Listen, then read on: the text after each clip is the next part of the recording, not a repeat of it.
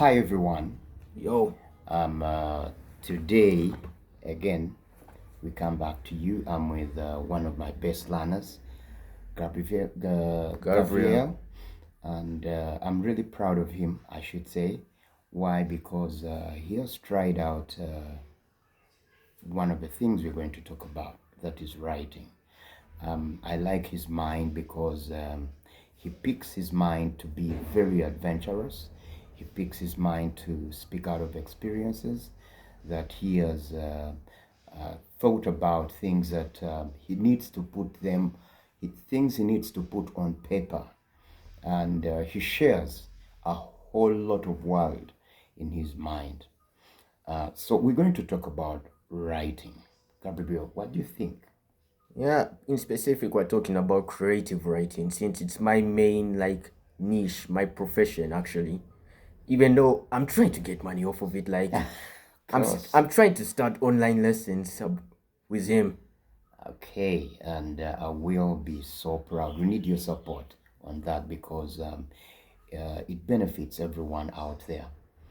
Um, uh, yeah, you told me because I've read some pieces that you've written. Tell me about some of your best My articles or my articles or all that, because it could come as a journal, a diary, an article, or all this, a novel. I'm thinking you probably will write a movie. Who knows? write a movie. A script. If I write a movie script, I mean the main themes, the things I'm strongest at are power systems. Like I know how institutions work, their structures, and basically how they function. That's what I mean by power systems. Yeah. Like I can easily write a government in a story or like any other organization or governing body. And if but for most writers that is very hard to execute on paper. For me, since I've been learning politics and history for a very long time, like for 5 years, since I was actually is it even 5 years? Probably even more, like 6 or 7. And now I've become very proficient in history and politics. So I now know how to like put these ideas down on paper. Oh yes. I like the fact that you love history because writing goes in lots of genres. Yeah. It could be literature, it could be history, it could be science, it could be politics. All these come in line with that. But I like the fact that you do love history. Yeah. What is it that you love about history? Is it ancient history? What is your regular? Is Honestly, it ancient? Is it modern? Is it, futuristic? the kind of history that I like that I love most is the history that occurs after the 1700s. That is when it really gets interesting. Like with this okay. In particular, I love military and political history. All right. And then I also dabble in economic history. Okay. So you also love economics. In a way, yes. That is very good. I That is mean, very good. I love economics in a way because because in this society, ah, if you have no knowledge of money, you're going to end up on the streets broke Definitely. in the slums. Definitely. Uh, Now, one of the things that makes up a good writer is if you read widely. You know, if you read widely, then it boosts your energy into going into writing because you adventure a lot. It could be biographies, it could be autobiographies, it could be facts, it could be fiction, because it all goes there in writing. So, what do you read? I mean, for me, I particularly, what I study most and read most is military history and political history, of course. Okay. I can't, like, I've been doing it for a while now. Military history is military and political history are my niche, can't, like, I can't imagine a life where I don't have them. And reading your pieces, I learned that there is clarity in your work. You know, one of the things of being a good writer is being clear. Oh yeah. You know, when you write and there is clarity in your work, then it sends a message to an audience. That means you have a real target audience that you could be looking at. That's What do you have to say about that? That is actually a fundamental aspect of execution. Okay, for me, I'm right. I'm not sure if I've mentioned this yet, but I'm writing a book called Start Again. And then in that book, what I'm doing in it is the core aspect of it. Like, oh, that goes for any book, is the execution. And a fundamental part of that execution is clarity. Like, if you're writing a novel about politics and then you put it down on your piece of paper, and then when you give it to even a professional reader, like a professional critic even, and they try to read it and they barely understand it, like nothing is consistent. What you're writing sounds like a lot of, like, it's too complex, like even a rocket scientist would have their head burst. Then you just know, even if your ideas are exceptional, you have failed. Like, I can't even put it right lightly, you're failed in writing that piece of work of yours, and you need serious revision on it, particularly seek help from my editor to help you in it. Oh, you bring out an aspect. It is good to edit work when you feel you've written a piece. Tell me your experience about that. Editing. Well, right now I'm trying to find people who can, like, review what I'm writing in my story Start Again and tell me where I can improve. But so far, again, I don't use AI to write it, but I use ChatGPT to review and comment on it. Like, the dawn of AI. What I believe in it is that I see, if you want to live a proper life, a proper fulfilled life, you can't go without AI. Like, even me myself, I don't use ChatGPT to write my novel, and I never will. But I use it to review, comment, and analyze what I've written, and then it just gives me its opinion on it. And let me tell you this, ChatGPT is so useful in it. Like, is this every single day when I've written something, I tell it. Let me just cut you short, small. Guys, what he is trying to say is writing versus AI. What advantages AI could have on writing, although we are not saying that thoroughly. Your idea should be very original, right? Your idea should be your own. They shouldn't come from ChatGPT. Exactly. Please go ahead. I just wanted to cut through that. Go ahead. AI versus writing. Give us every perspective in it. So basically, I write down my pieces of work. Like, for example, I can write my article, or I continue writing my book Start Again, and I tell ChatGPT, hey, you able to analyze this? Of course, the prompt I give it is way more complex than that, but yeah, I just tell it, can you review my work? And then it gives a detailed, thorough review, a thorough, detailed review of it. And then I also tell it to, can you rate each and every aspect of it? And then it gives me the aspects where it's excellent, where it's there, and where it needs improving. And then it's really helpful in that. Like, for example, in my novel Start Again, ChatGPT gave it a rating of 9.1 out of 10. A rating of 9.1 out of 10, what I've written. That was good. Yeah. Okay. I told it, analyze and rate it. I gave it that prompt, and then it really showed me that, like, wow, I'm really getting somewhere with this novel. Like, it even said that if I advertise it well enough, this can become a bestseller. But for now, I'm still writing it, and so far, ChatGPT has told me your novel is like your ideas. Like, here's one thing it gave about my ideas. It gave it a 9.5 out of 10. My ideas, aka concepts, for the novel.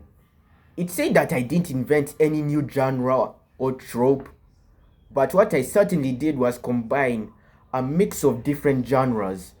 Like, I combined military, psychology, philosophy, politics, horror, etc., and put it all within one novel.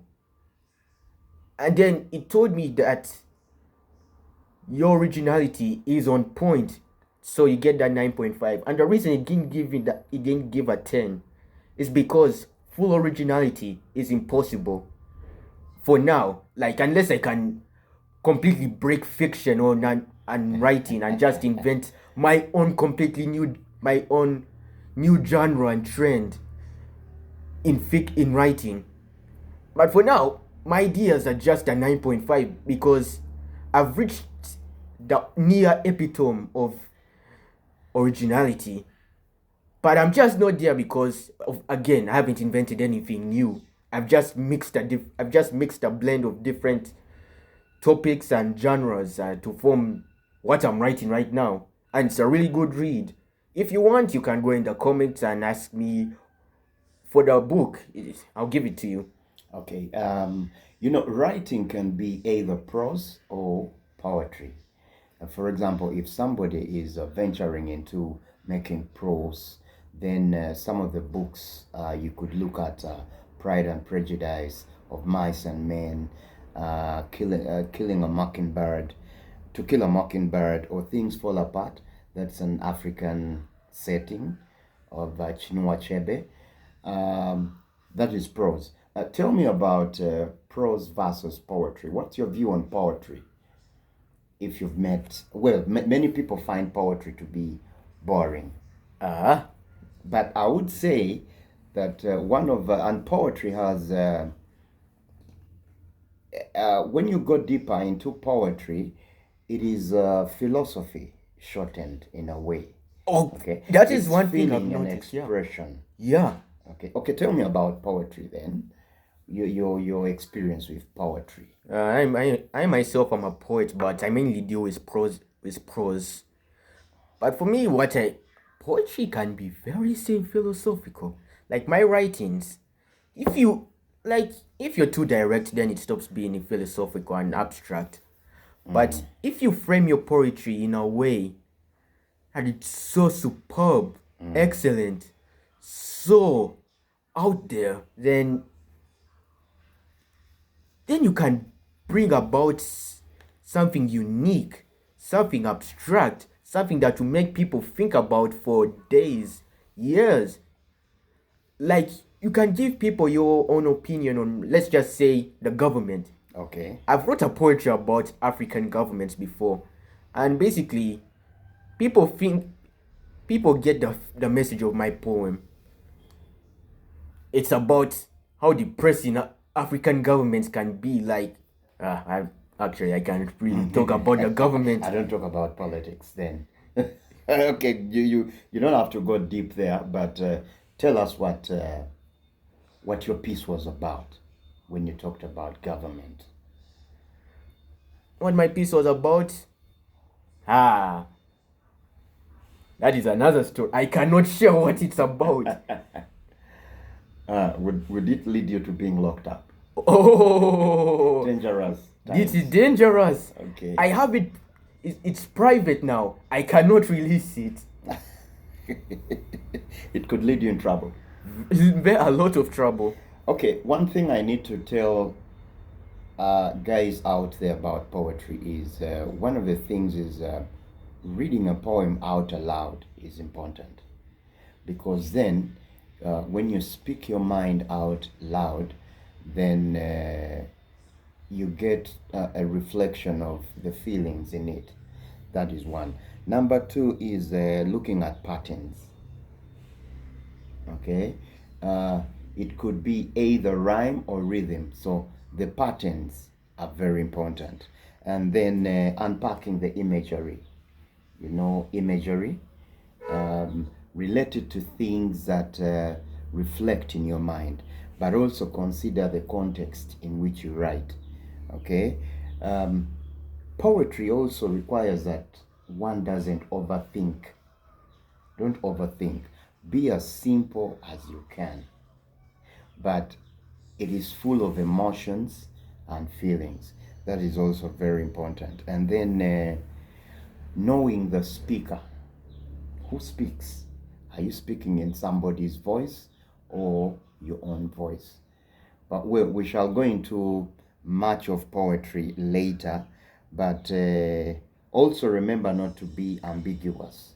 Ambiguity in poetry is not so good.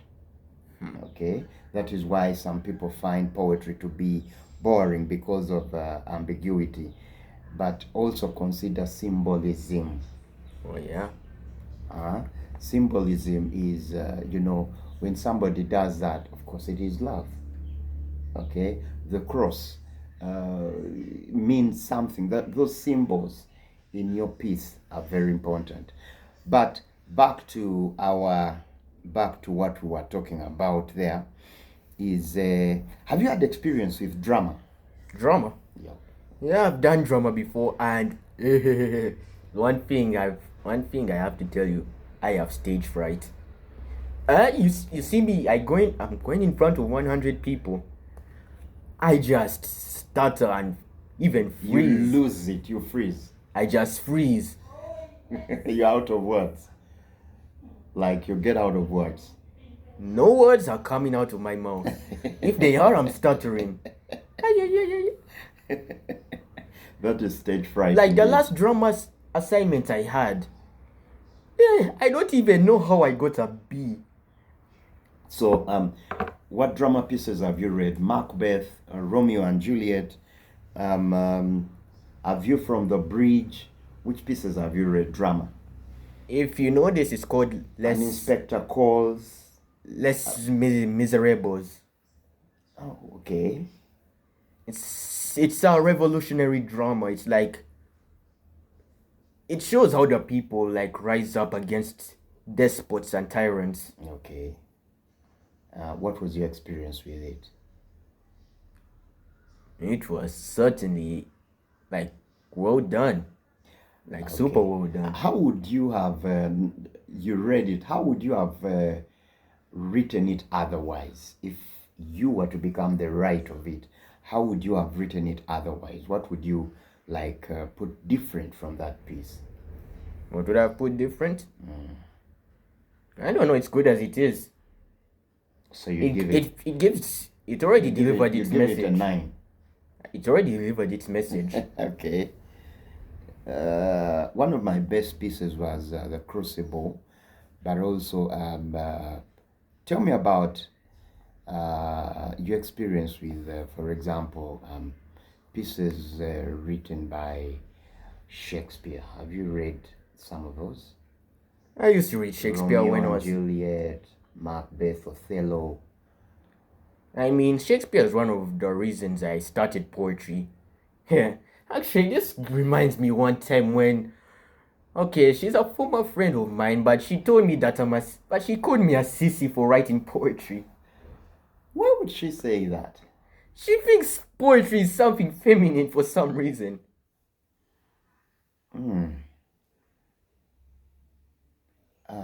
Maybe she has her own fears for poetry. I mean, poetry is an expression of brevity. It is an expression of your inner self. It is an expression of what you see out there.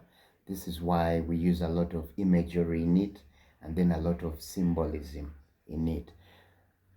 Well, as a teacher, that is what I think.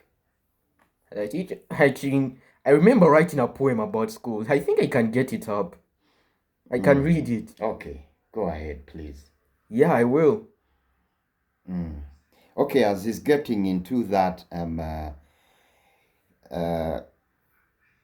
Guys, it is important to note that sensory details are very vital when writing a piece, whether be it poetry or be it prose. Sensory details are very, very important. Like, use all the five senses, okay? Your hearing, the smell, the see, the sight, and everything. You got it? Yeah, All right. yeah, I Go have it ahead. right here. Go ahead, read. I mean, it might be funny or depressing for some, but here it is. 6 a.m. The alarm reminds me. Another day sure awaits me. My brain, as if static, signals. Assignments due, tests await. No relief awaits a sleep-deprived me, carrying around that beggar bag, filled with monotonous books. The school bell rings. The students gather. Math class it is. Variables, derivatives, functions, more nonsense I don't understand. Years of cramming all this stuff, only for it to vanish when I graduate. Even useless is an understatement. Ah, physics, no letter for me. Acceleration, reference frames. What rocket science is this? The physicists must have been drinking. It's just triangles and arrows. Relativity, mass, motion. Oh God, make it stop. Is it a needle or a worm? The agony that is languages. So much incomprehensible gibberish. Billions of words to cram. Thousands of rules to follow. This is serious stuff. I must be Shakespeare. Graduation comes and what was all of it for? 20 years spent only to end up with college debt and become a wage slave. I'm a man of no substance. I was taught to obey and cram. None of the real world was taught to me. 20 years of my existence gone.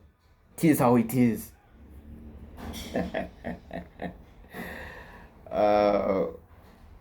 What would you critique in that piece? Hmm? What would you critique in that piece? What would I critique? I made it like 2 months ago. What would I critique about it now? It's more of a lamentation, like we struggle and go through all these things and then we end up doing some other things. That is what it is about. Something like that.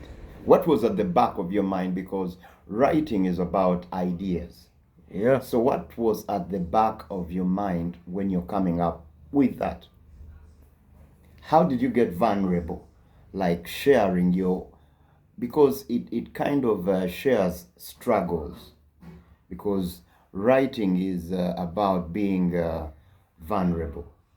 Vulnerability is very important because you're sharing personal experiences and struggles. So what was at the back of your mind? I mean, I saw a Japanese song about school and I found it very funny. It was like it was talking about physics, math, Chinese, and how and it's like in essence, it just calls all of it useless rubbish. Like it just thinks the school system is like, how do I say this, outdated. That's how I got the idea for the song. I mean for the poem off of that Japanese song. Okay. And I could, from what I heard is from that poem, is that you were choosing your sentences very carefully. In other words, you intended that every sentence adds value to another. That's what I do in every single one of my poems.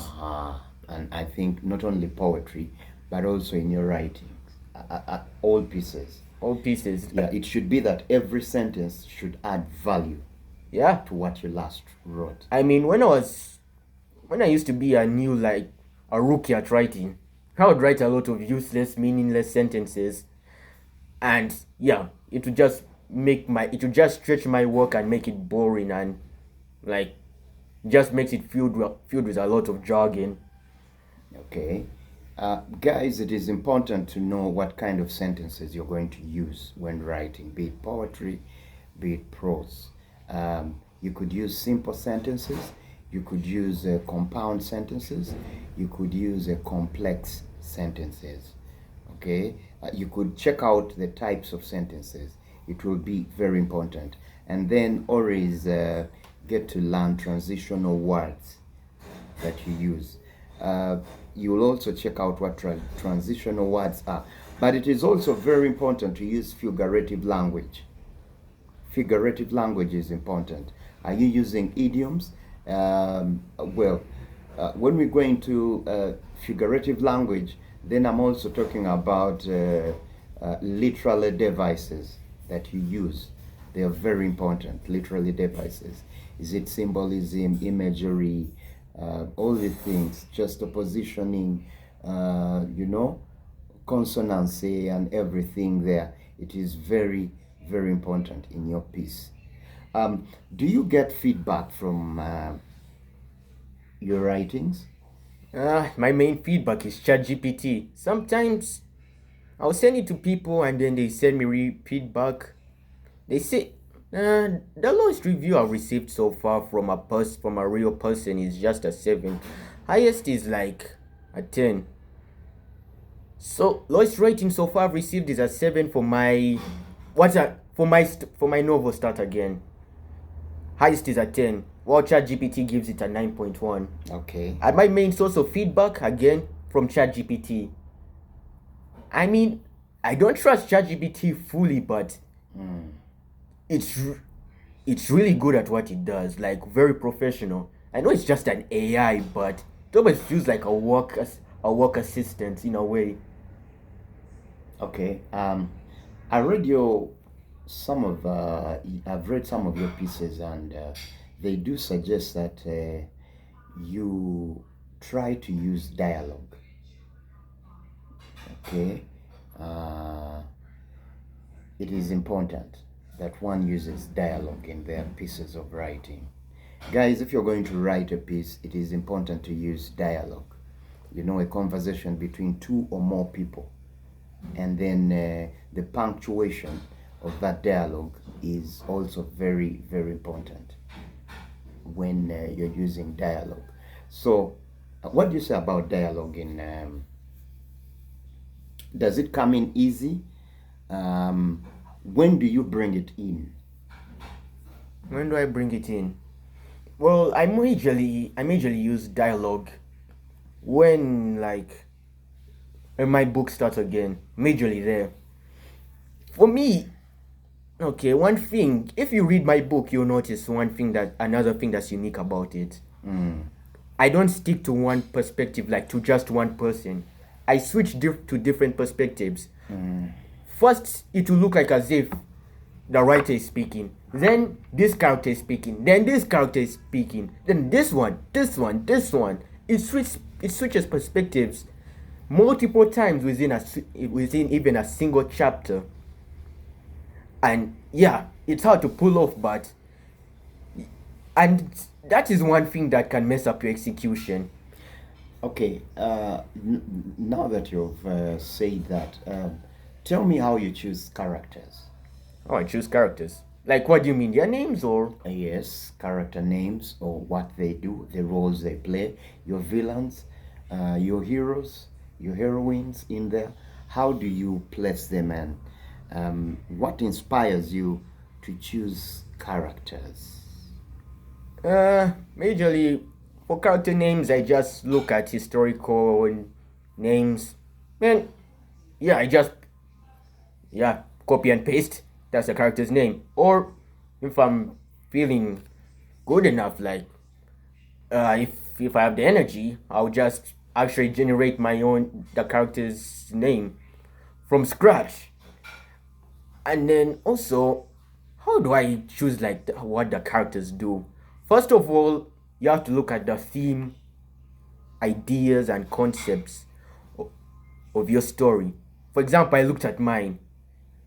Now, my story has politics and magic. So now, there's a character in my story called Taron. So far, he's like the second strongest character, surpassed by Felix. Felix is the strongest, and let me tell you, Tyrone is stupidly strong. Like, stupidly powerful, I can tell you that. Like, here's the thing. He has this thing called a domain.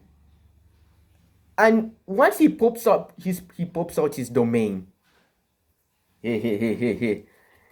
It's like as if he's God himself once his domain is activated, because once you're inside his domain, he can do anything he wants. He can distort reality, mess up people's like mess up people's futures or pasts. So is it like a portal?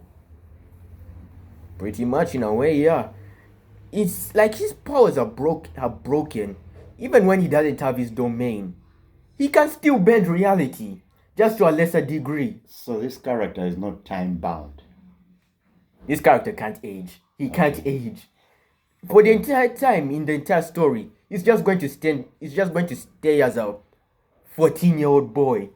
But he's actually 1,000 years old.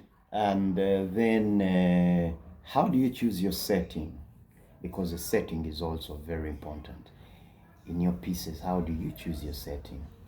Do you choose a setting? Are you looking at cities, villages, laid back towns, ghost towns? How do you choose your settings so that you develop a character?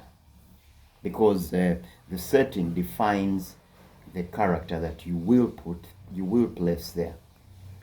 Yeah, for me, what I do, how do I determine a setting? So basically, it just majorly depends on which setting develops the story most. For me, I follow a logical sequence or pattern. If I see some... Oh. So, yes. Okay. Excuse me, yes. So, for me, what I do, I see... Okay, let me start again. I see a logical sequence. So... Oh, that's the plot now. You develop your plot Logically. Logically, yes. Logically. Okay. So, I start off with which one will make the plot more interesting. Just put it on mute. Like when do not disturb. Okay. Let me just place it like For now. let me just put it off there. Yes, go ahead. So yeah. When I'm writing my story, this is one thing very many creative writers miss. In order to have consistency in your story, you have to follow the logical patterns that arrive. Like, for example, in my story, there is X character. Let's call him Felix. Yeah, that's the character in my story, Felix. So, since Felix is the strongest person in the story, wouldn't it be right to be at least some restraints on him? Because you can't have someone who's the strongest just running wild freely. So here's the thing. Felix is on the good side, but he has some restraints. For example, if he's fighting a villain in a populated area, he can't just go all out. Because with him being the strongest, he can just accidentally kill people. Like, he's so powerful that a punch from him, like imagine if he just punches a villain, that punch doesn't just end at that villain, it destroys the next blocks along the way, the next buildings. Because he's extremely powerful. That's the thing. And he's basically the benchmark in my story, the benchmark for power, for being a powerful being. Okay. Enlighten us on when we are going to write a piece, be it a novel, an article, or anything like that. Where should we draw our ideas from? Should it be personal experiences? Should it be something you've watched in a movie? Should it be a travel experience? Give us where we could pick ideas from so that we develop a beautiful piece. Here's the thing I have to tell you. I told this to my tutees as well as I gave them their assignment. They have to write a novella, a short story, essentially. And what I told them in one of the videos I sent to them is that the harder the idea, the harder the execution. Like, if you're going to be here thinking you're going to be writing deep, complex, existential, abstract philosophy in your novel, you're going to struggle, my friend. I'm doing it in my novel, and I have to say, it is a pain to have to put that in my novel. Very much painful, I have to tell you. So you do what you want, but just know, if you're going to go for something that is extremely difficult to grasp and understand to even yourself, You'll get stuck. You get stuck at places, and you spend, like, here's the thing. You can probably spend an entire week on just one page because of the theme because of the idea you chose for your novel. That is the pain and beauty of writing. You choose something hard, the execution will be hard. Exactly. True. So you advise that somebody should be as simple as they can be. If you go simple, so that it flows. Don't be so that the plot comes out properly. You can even make a simple story and then you make it a 9 out of 10. But I don't believe you can make it like anything beyond like a 9, because if your story is that simple, like it has the usual tropes, the usual cliches, even getting an 8 out of 10 would be difficult. But if you write it down on a paper in a way that is so unique, like your writing quality is on point, the way you express the emotions is on point, your characters feel relatable and real, they are also on point, etc. Like, there's so many things you can do to boost the rating of your story among readers. Okay, as we come to the end of this, could you tell us how important descriptions are in a piece of writing? Let me tell you, for my story, a description can make or break a story. So it brings a writing to life. Like when I say a description, like the synopsis, the beginning, yes. Like what you write at the beginning of the story. That can make or break a story, essentially. Because if you write a boring synopsis, like, let's just say, for me in my story, Start Again, if I just make a boring, bland, cliche synopsis, like, there's nothing unique to it, and then when you read my novel, you see something completely different. But the reader won't just go in there. The reader has to first read the description, before going into the novel. Now, what you put as a description when you're advertising, that can boost or lower sales significantly. And it works either way. It works both ways, So yeah, the description is very important. I'm not saying that it will just completely destroy your story if you make it very shallow, very superficial, very boring, very like it's just there. It's nothing to write home about. But it can certainly reduce like expecting readers. Okay. Guys, I'm afraid that we have to come to an end of this. This was just breaking the ice of what we are going to be discussing in future. You heard it from the man himself. We're going to go deeper into this subject of writing. We just moved a small piece of what we're about to share with you. Expect this in our part 2. This is just the beginning. We're going to go deeper, and I believe that we're going to learn a lot. I feel like I'm a university professor and I'm just 14. No, that's good. To actually sound like I'm a university professor.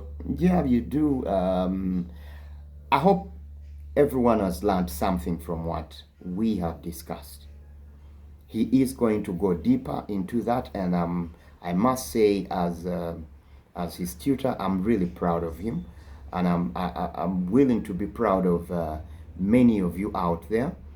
From what you had his description, I should say that yes, he qualifies to be a professor.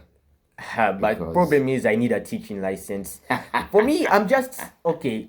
We're both tutors, by the way. Yeah. We're both tutors. For me, I mainly focus on writing and history. Well, what do you focus on? Well, the same. Oh yeah. So yeah, we basically focus on the same the same niches, the same niche. So well, you can add your comment into the comment section. What do you think? Yeah. What you think? What you feel we should talk about more deeper, and we shall be glad. You can also give suggestions, and also remember to like and subscribe if you enjoyed or found this informative. Certainly. For now, bye bye. Thank you.